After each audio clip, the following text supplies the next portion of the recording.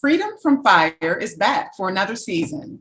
As always, we'll give you a glimpse into the Philadelphia Fire Department and show you how you can keep yourself and your family safe.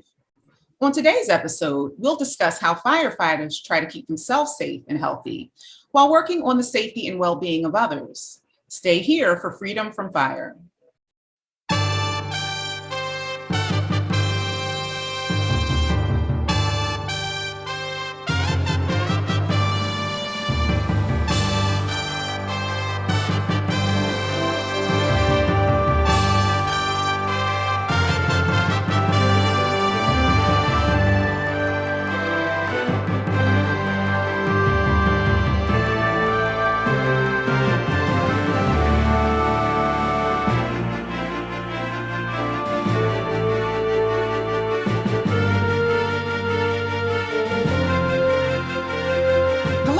And welcome back to Freedom from Fire.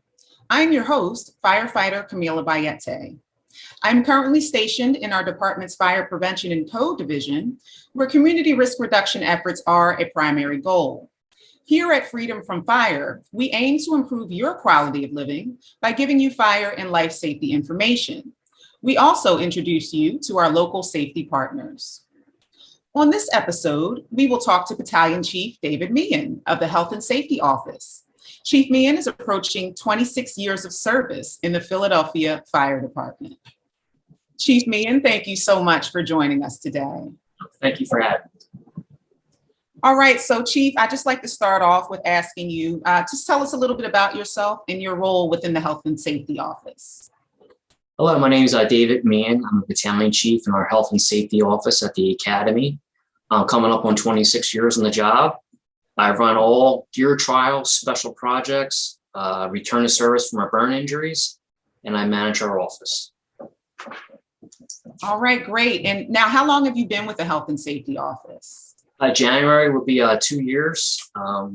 Before that, I was at Battalion 3 for 6 months after I got promoted.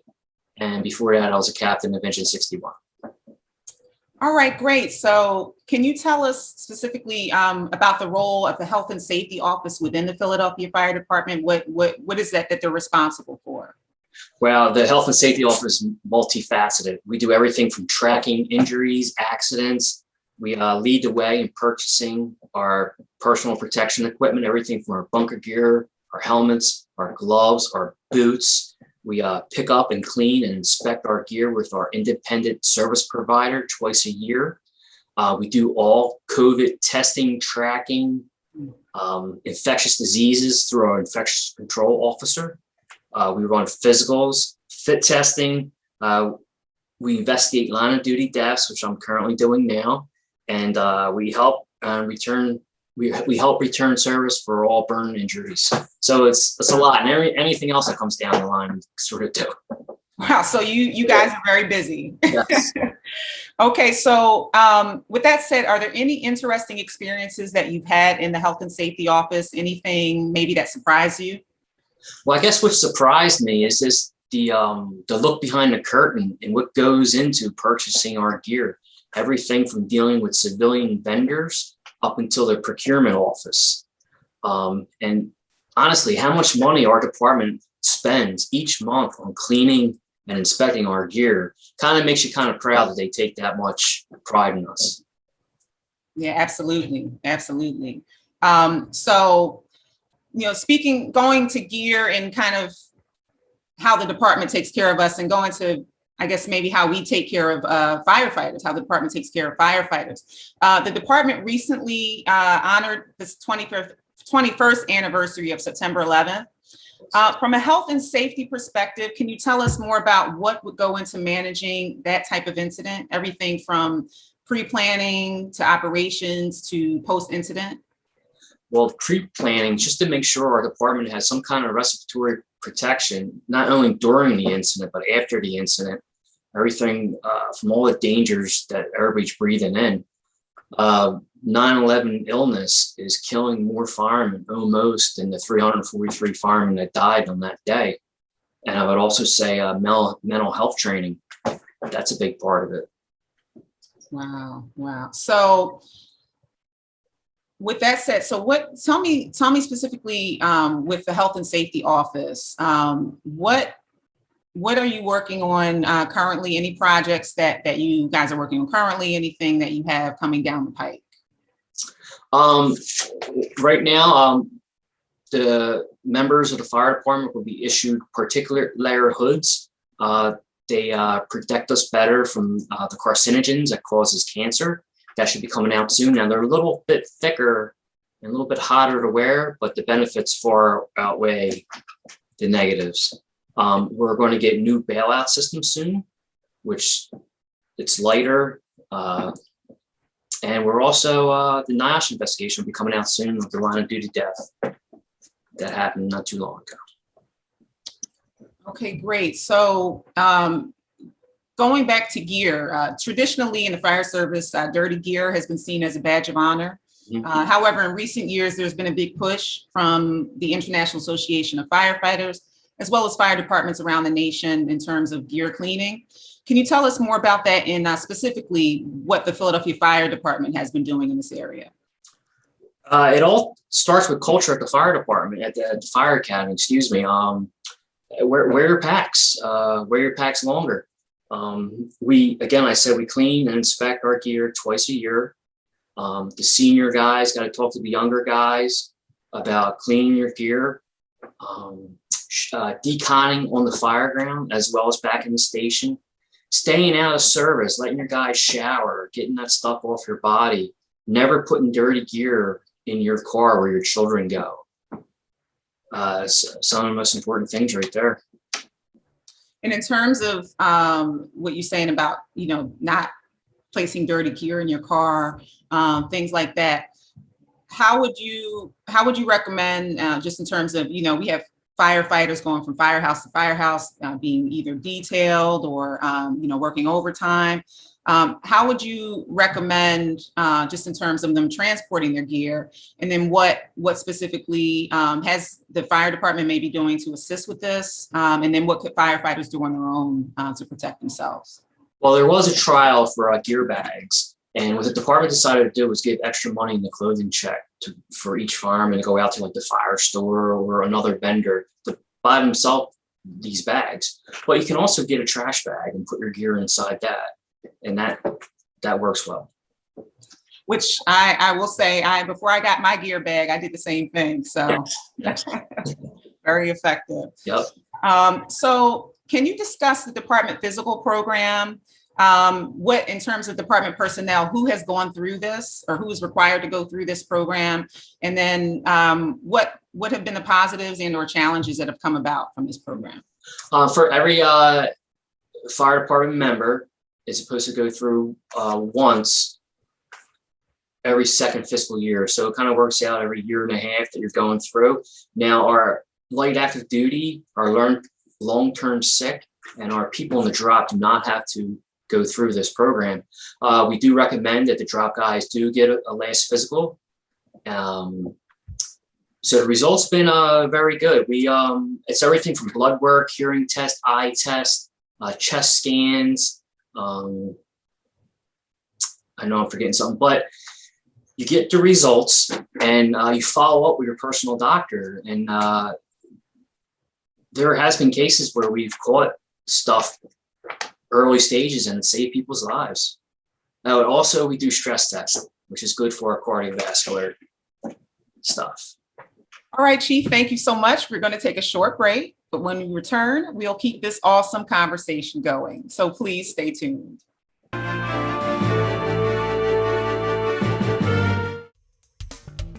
As birthplace to the first volunteer fire companies, Philadelphia is home to one of the nation's premier fire museums. Fireman's Hall Museum displays the city's fire history in addition to promoting fire safety. You can visit Fireman's Hall Museum in Old City at 147 North 2nd Street. Visit firemanshallmuseum.org to learn more, or watch the museum's show, Curator's Corner, on LaSalle TV.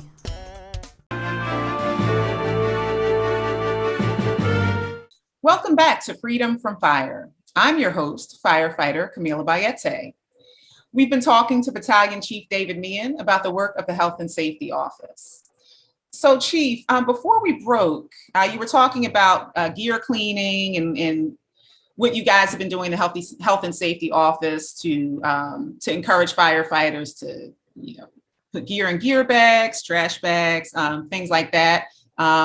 So can you talk to us more about just what you see with the new firefighters coming into the department, just in terms of maintaining their gear, transporting their gear, and maybe kind of what you've learned since coming into the health and safety office about that? Now thinking back, I remember when I was a younger fireman, I would want to have that dark helmet, even dirt on the face, and I would leave it there after a fire. The dirtier gear, the better. It would show all your fellow friends that hey, I was fought a fire. And we would wear our bunker pants in our living areas at the firehouse, and we're just spreading them carcinogens. Now, as you get time on, and all your friends, unfortunately, a lot of them are coming down with cancer and serious diseases. And you were at those same fires they were at. And firemen have such higher rates of cancer, even our children do. So what was I doing wrong there? We weren't showering, we weren't cleaning our gear like we should have been. We didn't even have these programs when I first came on. And God, I can't believe we were bringing our dirty gear inside our kitchens, inside of the firehouse. And I was putting dirty gear in my car, like I talked about. And I didn't have children back then, but I could have put my niece or nephew in the back seat. And God, what was I doing to them? So I think back, what I can do is now, having that wisdom, I can pass it on to the newer guys. It's not cool. It's smart. I want to see my daughter at her wedding. I want her to see her get older. I want to live a longer life. I want to collect a pension check when I retire in 8 years. So stuff like that. So do you find, or have you found that it's easier, or have you found a difference in terms of instilling that into the newer firefighters, as opposed to maybe the firefighters who have been on longer, who may have been doing it that way for so long? No, that's a good point. The newer firemen are easier to convince. The older guys are kind of stuck in their ways. And I think the older guys, once they see more of their friends coming down, they slowly change their attitudes. But if you can get a newer guy right from school, fire school, and you can show them, this is what you're supposed to do. When you want to take your pack off, give it another few minutes before you take your pack off inside a fire. So they're more inclined to listen to your wisdom and stuff. In terms of the department physicals, you're saying a lot of times, in many cases, you've been able to detect issues early and been able to, tell the firefighter, to follow up with their doctor. Can you speak more to like the specific tests that are being administered during the physical? Is this just like a physical, like you would go to your doctor and get a physical, or is this some more, is there more to it than that? It's a well-rounded physical. And if you're older than a certain age, you have to do a stress test, and that picks up all your cardiac activity. And we were able to detect stuff before it actually happened on the fire ground, when we were actually fighting the fire, and it possibly saved lives that way. Not only the person, but the trapped civilian, because they're fellow firemen on that fire ground that day. So we can prevent something like that from happening. Then you have chest scans that can pick up anything inside the chest, blood work that they can recommend your doctor follow up with. Obviously hearing, eye test, and just the all-around physical from the doctor. And the most important thing, they give you a follow-up nurse that kind of prompts you, calling you on the phone, hey, you got to go see your doctor about this if they detected something wrong. So it kind of, all right, I'll go. And then you finally go to your doctor. And that's what caught a few of my friends, is like, whoa, your doctor, you got to go see the specialist and save their lives. So it's a good thing we do that. It's great. It's always great when I've noticed specifically within the department, the advances are definitely how proactive they've been in terms of keeping people healthy and just keeping people willing or ready and able to do their jobs. Can you speak to? You mentioned that you also deal with the infectious control office as a part of health and safety. Can you speak to what they're doing just in terms of, we've seen over the last couple of years, the impact COVID has had, not just on the fire department, but, on the nation, on the world. Can you speak to what that process has been, or, what that infection control office, what they've been doing in terms of catching COVID, monitoring COVID amongst firefighters? Yeah, since Captain April Smallwood is the captain in charge of the infectious control unit, and her unit does an outstanding job. Since COVID began, they've been on top of tracking, testing. She gets calls in the middle of the night from worried members and the members worrying about their family members. What should I do? Should I go to the hospital? I have this fever. They're so scared, which was rightfully so back then. And why this is all going on, that unit's still in charge of dealing with everything from Ebola coming down to bed bugs and everything in between. I can't say enough about this unit and her job in leading that unit. It's incredible. And it's still ongoing with the COVID testing that we're still doing and stuff. I will say one of the great things that I saw coming out of the infection control office was the vaccinations. Yes. They were really on top of the vaccinations, which was great. Yes. And by vaccinations, for those who aren't aware, the vaccinations that were administered to firefighters within the department for COVID. So they've done such a great job with that as well. Yes, they have. And they also keep track of, we also get vaccinations for hepatitis. And they keep track of every member when they're due, and they actually come out to the firehouse and will give you that vaccination if needed. Which is excellent. Yes. Excellent. All right. So speaking in staying on the topic of safety and keeping members safe, nationwide recently, we have seen a number of serious accidents involving fire department vehicles. How bad would you say the problem is? And can you speak to the work the Philadelphia Fire Department has been doing to mitigate this?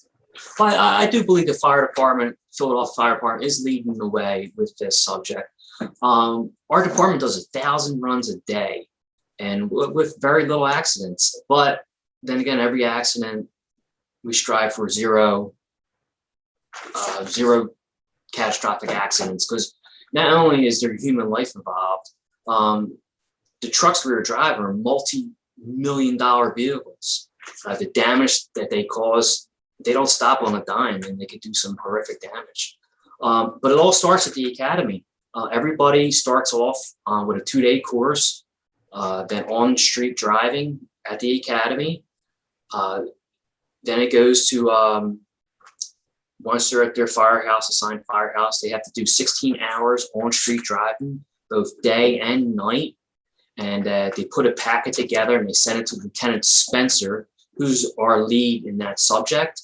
And he treats each individual as an individual, meaning if the person actually was driving in an ambulance, which we call a medic unit, gets involved in an accident, but they're still trying to get qualified in engine, he'll actually call the company officer and say, hey, let's do a little bit more training. Maybe they need a little bit more time before they're officially trained in driving the engine, the ladder, or even tillering the ladder. Then once they're qualified, once they forward the proper paperwork, they got to take another test. If they pass that, then they do a road test, driving test in the local district of the firehouse. And if they pass that, then they're qualified. If the company officer, the company captain agrees, then they're qualified to drive the apparatus. Excellent. So you mentioned tillering the ladder. Can you explain what tillering the ladder is to those who aren't in the fire department? Yes, I apologize. It's the guy in the back of the ladder that steers. He handles actually half the ladder, and the driver handles the front half of the ladder. The most tricky part with that is backing up into the firehouse, because believe it or not, everything's opposite when you're tillering the ladder. And it is one of the funner things you can do on this job is tiller. Okay, so staying on the subject of driving, can you discuss the safe driving video project that the Health and Safety Office is collaborating with the Fire Prevention Division? Yes. After one of our accidents, everybody was talking, what else can we do to reduce these accidents? We always strive for 0%. So I started thinking the newer guys maybe can talk to some of the senior guys to kind of reach out and say, hey, we get it. We all were in that position, a new driver, the excitement you feel as you're driving, not only to a medical run, a call for fumes or outside electrical wires, but you're also driving for a first in fire that means you're the first arriving fire truck to that scene. So you're pretty excited. But after time and wisdom, you kind of realize, hey, you still got to stop at the intersections. You still got to arrive safely, or you're no use to yourself or the civilians that you're there to protect. So as you know, we're trying to capture the excitement with the video, but with some good lessons from some senior people in the field that they'll say, hey, if so-and-so said this, maybe I should listen. So hopefully it's done soon, and I'm so looking forward to it with your help to get this done and out there. Oh, well, I definitely, I think it's a great project. You know, I'm excited to be working on it with you guys. And now, where would you see this video? Where do you see this? What are your plans in terms of who's going to see this video, how it's going to be distributed? Well, the first thing, as we were just talking, it's going to be used or added to the cadets training. That first day, hey, we're going to watch this video. And then I plan to release it to the members in the field through the department's YouTube channel. Some of our Kathy Matheson from our headquarters. And hopefully the word gets out and everybody watches it and enjoys it, I hope. Yeah, well, hope so. Yes. Hope so, definitely. All right, so go ahead. No, and hopefully it leads to more videos of different topics, of different training opportunities that these guys can see and watch.